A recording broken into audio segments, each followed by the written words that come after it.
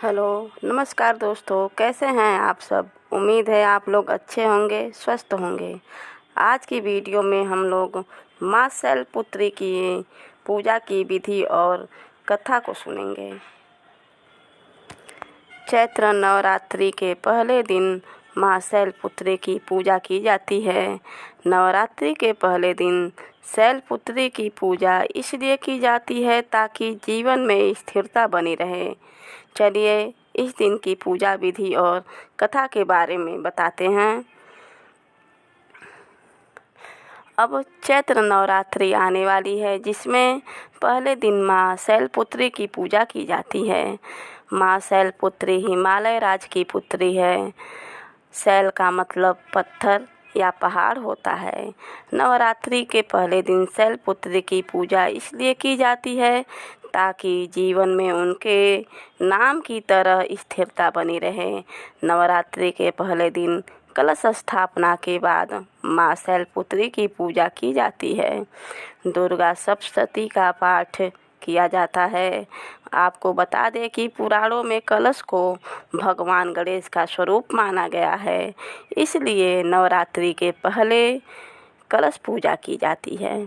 तो चलिए इस दिन की पूजा विधि और कथा के बारे में सुनते हैं। माँ शैलपुत्री की कथा। नवरात्रि के पहले दिन माँ शैलपुत्री की पूजा विधि विधान के साथ की जाती है। इसके पीछे एक पौराणिक कथा है।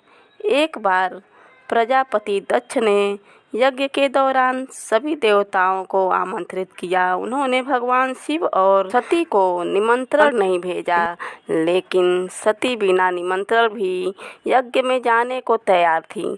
ऐसे में भगवान शिव ने उन्हें समझाया कि बिना निमंत्रण यज्ञ में जाना ठीक नहीं है, लेकिन सती नहीं मानी, तो भगवान शिव ने उन्हें जाने की इजाज़त दे दी। जब सती पिता के यहाँ बिना निमंत्रण पहुँची और उन्हें वहाँ बिना बुलाए मेहमान वाला व्यवहार झेलना पड़ा, तब उनकी माता के अलावा सती से किसी ने भी सही से बात नहीं की।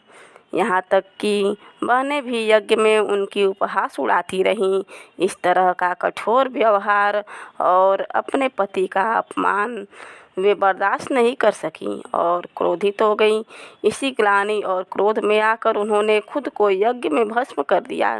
जैसे ही ये समाचार भगवान शिव को मिला, उन्होंने अपने गणों को दक्ष के यहाँ भेजा और उनके यहाँ चल रहा यज्ञ विध्वंस करा दिया। अगले जन्म में उन्होंने हिमालय की पुत्री के रूप में जन्म लिया, तभी से उन्हें शैलपुत्री कहा जाता है। माँ शैलपुत्री की पूजा कैसे की जाती है, आइए सुनते हैं।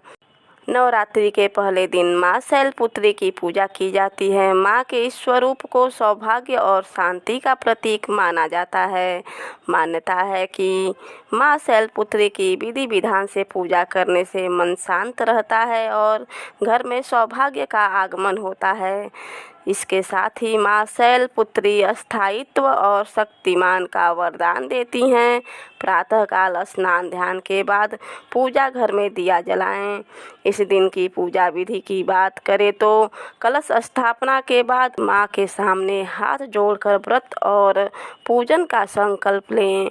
माँ को 16 श्रृंगार की वस्तुएं चंदन, रोली, हल्दी, बिल्वपत्र, फूल, दुर्वा, बिल्वपत्र, आभूषण, फूलों का हार, सुगंधित द्रव्य, धूप, दीप, नैवेद्य, फल, पान, दक्षिणा, आरती, प्रदक्षिणा आदि अर्पित करें।